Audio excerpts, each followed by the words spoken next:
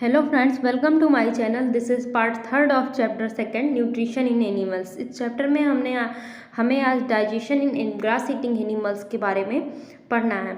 But यहाँ पे हमने एक ब्लू बॉक्स को छोड़ा था लास्ट वीडियो में, हम उसको कवर करेंगे। फिर digestion in grass eating animals पढ़ेंगे। यहाँ पे एक बहुत ही इंटरेस्टिंग स्टोरी दी हुई है जहाँ पे वर्किंग ऑफ स्टमक कैसे हमारा वर्क करता है, जिसके डिस्कवरी के बारे में बताया गया है, जो बहुत ही ज़्यादा इंटरेस्टिंग स्टोरी है। कि एक स्ट्रेंज इंसिडेंट था 1822 में। एक एलेक्स सेंट मार्टिन नामक एक आदमी नाम का एक बहुत ही ज़्यादा उसको गन से शॉट लगी थी, तो जब बुलेट थी उसकी चेस्ट को, पूरे चेस्ट की जो वॉल थी उसको डैमेज कर दी थी, but made a hole in his stomach, उसके स्टमक में एक होल कर दी थी। तो एक अमेरिकन आर्मी के डॉक्टर थे, विलियम बेमाउंट, उन्होंने वो घाव तो उनका भर दिया, उनको जो है घाव पूरा क्लोज कर दिया, बट जो होल हो गया था उनके चेस्ट में उसको वो नहीं भर पाए। तो फिर उनके दिमाग में एक आइडिया आया कि क्यों ना ये एक अपॉर्चुनिटी की तरह उन्होंने लिया और उन्होंने स्टमक के में देखना शुरू किया इस होल के थ्रू कि ये स्टमक वर्क कैसा करता है। Mount found that stomach was churning food. It was secreting a fluid which could digest the food. He also observed that the end of stomach opens into a intestine. इन सारी चीज़ों के बारे में, stomach के work के बारे में उन्होंने देखा कि स्टमक कैसे वर्क करता है। एक डाइजेस्टिव जूस सिक्रीट करता है, चर्निंग करता है मिल्क की, फूड की, और वो क्या करते हैं, इंटेस्टाइन में ओपन हुआ रहता है। तो इस तरह हमारे स्टमक की जो वर्क होता है इसकी डिस्कवरी हुई थी, जो कि एक बहुत ही ज़्यादा इंटरेस्टिंग इंसिडेंट है। यहाँ पे फिर हमारे बारे में डायरिया के बारे में एक बॉक्स में दिया कि डायरिया क्या होता है। जब डायरिया एक टाइप की डिसीज़ होती है जो आप इन्फेंट्स में या छोटे बच्चों में 5 ईयर्स से छोटे बच्चों में ज़्यादा दिखाई पड़ती मोस्टली, जिसमें क्या होता है, जो स्टूल होता है वो वाटरी हो जाता है। This condition is called diarrhoea, इसको हम बोलते हैं diarrhoea. It may be caused by the infection या फूड पॉइजनिंग या इनडाइजेशन, किसी भी वजह से हो सकता है। ये इंडिया में बहुत ज़्यादा कॉमन है और चिल्ड्रंस में होता है। अंडर सेवर कंडीशन, जब ये स्टूल वाली कंडीशन बहुत ज़्यादा स्टूल होने लगता है, वाटरी हो जाता है, तो ये कंडीशन बहुत ही ज़्यादा सीवियर हो जाती, सीरियस हो जाती है। और वाटर और सॉल्ट के बहुत ज़्यादा लॉस होने के कारण जो है कई बार तो बच्चों की डेथ भी हो जाती है। तो इससे जो ताकि डिहाइड्रेशन ना हो, इसलिए हम उसको एक जो है वाटर देते हैं, ORS का घोल देते हैं। एक लिक्विड होता है जो डॉक्टर हमें बोलते हैं कि उसमें दो, या तो फिर बॉइल्ड करके जो वाटर को ठंडा करो और उसमें सॉल्ट या फिर शुगर मिलाओ, या फिर बाहर से ओरल डिहाइड्रेशन ORS का पाउडर आता है जिसका घोल बना के दिया जाता है। तो ये हुआ डायरिया के बारे में। आगे हम पढ़ेंगे digestion in grass eating animals के बारे में, कि ग्रास ईटिंग एनिमल्स जो होते हैं उनमें डाइजेशन कैसे होता है, क्योंकि जो उनका फूड प्रोडक्ट होता है वो हमसे डिफरेंट होता है। हम जो फूड खाते हैं वो फूड नहीं खाते, वो हर वेजिटेबल्स की जो वेस्ट होता है, या फिर जो भी ग्रीन कलर के जो पाए जाते हैं, या फिर वो खाते हस्क वगैरह, ये सारे ग्रास ईटिंग एनिमल्स खाते हैं। तो have you observe cow, buffalo and other grass eating animals chewing continuously. आपने देखा होगा कि जो ये ग्रास ईटिंग एनिमल्स होते हैं, काऊ बफेलो, ये सारे क्या करते हैं, ऐसे ही कहीं भी बैठे रहते हैं रैंडमली और अपने मुंह को च्यूइंग करते रहते हैं, कंटिन्यूसली चलाते रहते हैं। आपने जरूर से देखा होगा। Actually they quickly swallow the grass and store it in a part of stomach called lumen. अब ये जो ग्रास ईटिंग एनिमल्स होते हैं ना, इनका स्टमक आप जानते हैं कैसा होता है। इनके स्टमक को हम बोलते हैं कंपाउंड स्टमक। क्या बोलते हैं? Compound stomach. इनके स्टमक को हम बोलते हैं कंपाउंड स्टमक। अब इनको क्यों बोलते हैं कि क्योंकि इनके जो स्टमक होता है ना, उसमें कई सारे चैम्बर्स होते हैं, कई सारे कंपार्टमेंट्स होते हैं। जैसे हमने अपने डाइजेस्टिव सिस्टम में पढ़ा था कि एक के बाद एक कंपार्टमेंट था, फूड पाइप के बाद स्टमक, फिर स्मॉल इंटेस्टाइन। इसी तरह इनकी स्टमक के अंदर ही कई सारे कंपार्टमेंट होते हैं। उनमें से जो सबसे मेन कंपार्टमेंट होता है और सबसे लार्ज कंपार्टमेंट होता है उसको हम बोलते हैं रूमेन। Hair the food. अब ये रूमेन का वर्क क्या होता है, ये जो रूमेन होता है ना, ये जो बफेलो और काऊ जो भी होते हैं, ये जो जब भी कोई ग्रास या फिर जो अपना फूड खाते हैं उसको वो हाफली यानी पार्शियली ही च्यूइंग करते हैं और उसको रूमेन में स्टोर कर लेते हैं। Here the food gets stored. यहाँ पे ये उनका फूड जो है पार्शियली डाइजेस्टेड होता है, जिसको हम बोलते हैं कड। जो रूमेन में फूड स्टोर होता है वो पार्शियली डाइजेस्टेड होता है, यानी फुली डाइजेस्टेड नहीं होता, और इसको हम बोलते हैं कड का नाम देते हैं। But later the cud returns into the mouth in the small lumps and animal chews it. और उसके बाद क्या होता है, वो रूमेन से फिर से वापस माउथ में उनके जो होता है वो फूड आता है, जो पार्शियली डाइजेस्टेड फूड यानी वो कड जो है फिर से इनके माउथ में आता है स्मॉल लम्प्स के फॉर्म में, और उसको च्यू करते हैं और इसी प्रोसेस को बोलते हैं रूमिनेशन। यानी रूमेन में जाके फूड स्टोर हुआ, वापस से फिर माउथ में आया वो पार्शियली डाइजेस्टेड फूड और एनिमल उसको च्यू करें, इस प्रोसेस को बोलते हैं रूमिनेशन। और इनके अंदर रूमेन पाया जाता है, अपना फूड स्टोर करते हैं, इसलिए ये जो ग्रास ईटिंग एनिमल्स होते हैं इनको हम क्या बोलते हैं, रूमिनेंट्स भी बोलते हैं। स्पेलिंग ध्यान रखिएगा, इनको हम रूमिनेंट्स भी बोलते हैं। ये ऐसा क्यों होता है, क्योंकि जो ग्रास ईटिंग एनिमल्स होते हैं ना वो ग्रास खाते हैं, और ग्रास में क्या होता है, सेल्यूलोज होता है जो हमारे फूड में नहीं पाया जाता। सेल्यूलोज क्या होता है, एक कार्बोहाइड्रेट का टाइप होता है, ठीक है। हमारी बॉडी में जो है सेल्यूलोज, हमारे फूड में सेल्यूलोज नहीं पाया जाता, इसलिए इनके वाले में पाया जाता है, इसलिए इनका डाइजेशन सिस्टम अलग है। In ruminants like cattle, deer, etcetera bacteria are present in rumen. Rumen में कुछ बैक्टीरिया प्रेजेंट होते हैं, help in digestion of cellulose, जो सेल्यूलोज के डाइजेशन में हेल्प करते हैं। Many animals including humans can not digest cellulose, जैसे कि हमारे बॉडी में कोई भी रूमेन नहीं पाया जाता या फिर वो बैक्टीरिया नहीं पाई जाती जिसकी वजह से हम सेल्यूलोज को डाइजेस्ट नहीं कर सकते हैं।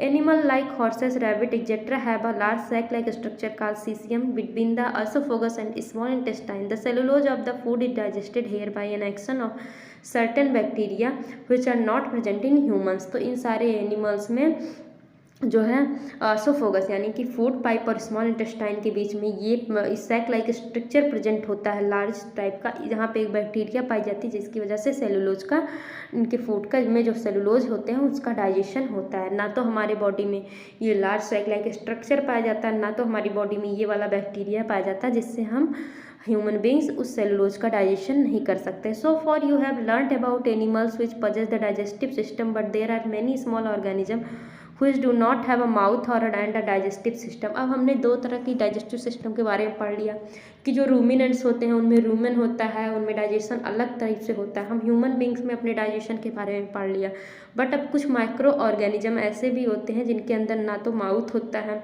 ना ही कोई माउथ होता है, ना ही डाइजेस्टिव सिस्टम होता है। तो वो अपना वो अपना फूड कैसे करते हैं, उनको एनर्जी कहाँ से मिलती है, इसके बारे में हम आगे देख रहे हैं कि feeding and digestion in amoeba.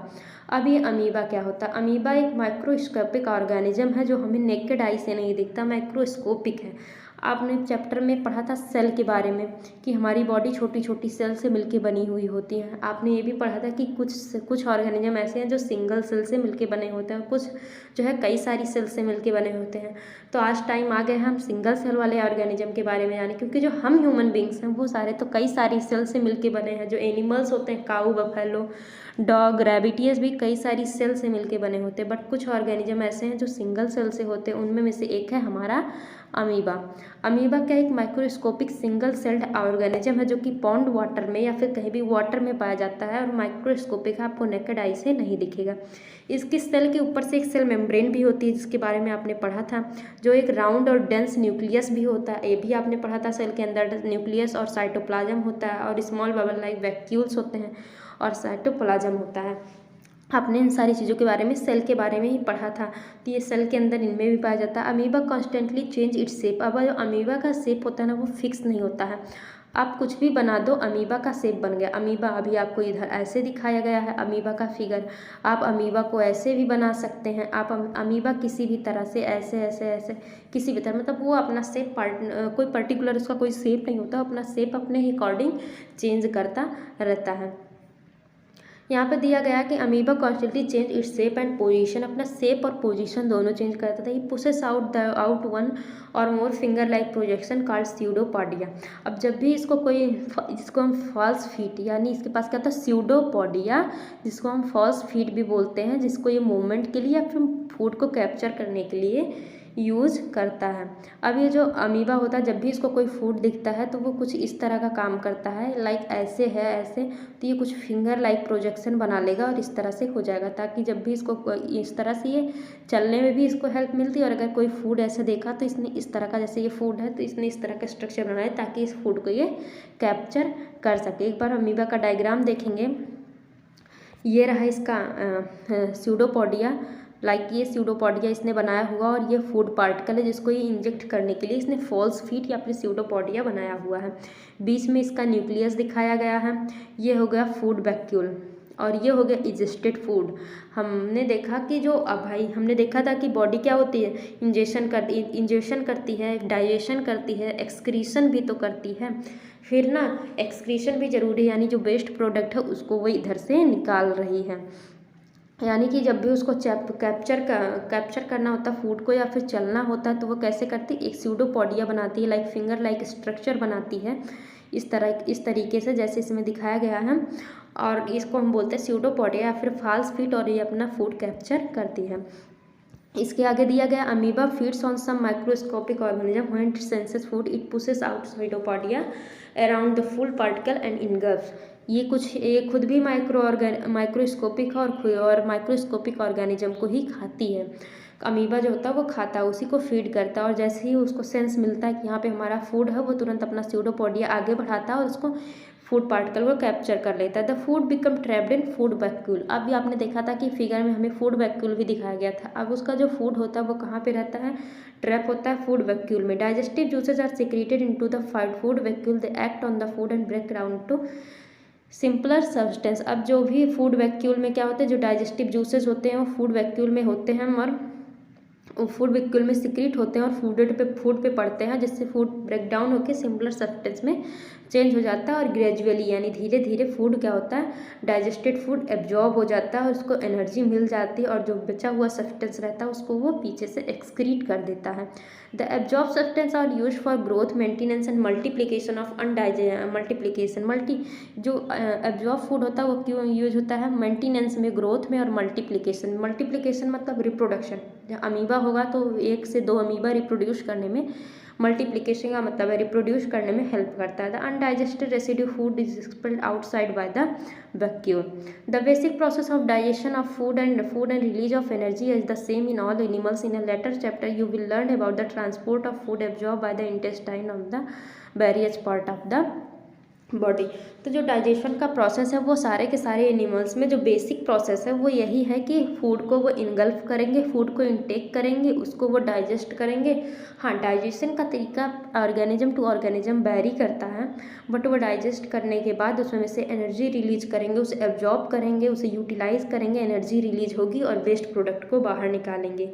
ये सारे के सारे ऑर्गेनिज्म का यही है, बट डाइजेशन का प्रोसेस वो ऑर्गेनिज्म टू ऑर्गेनिज्म वेरी करता है। और उसके बाद हम आगे के चैप्टर में आप यहाँ पे डाइजेशन पढ़ लिया, हम आगे के चैप्टर में फूड के ट्रांसपोर्टेशन के बारे में पढ़ेंगे कि कैसे वो इंटेस्टाइन से different various part of the body के बारे में, वेरियस पार्ट ऑफ बॉडी में मूव करते हैं ताकि वो उन्हें यूटिलाइज कर सकें। तो चैप्टर यहाँ पे फिनिश हुआ। हमने यहाँ पे सारी चीज़ों को कवर किया है, एब्जॉर्प्शन, अमीनो एसिड, एसिमुलेशन, ये सारी कीवर्ड्स हमने पार्ट 1, 2 और 3 की वीडियो को मिला के सब कुछ हमने बताया हुआ है। अगर आपको चैप्टर समझ में आया हुआ हो तो आप वीडियो को लाइक करें, चैनल को सब्सक्राइब करें और ज़्यादा से ज़्यादा शेयर करें।